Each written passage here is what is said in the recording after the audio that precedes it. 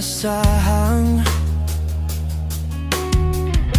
pagtatagpo ng mga mundo.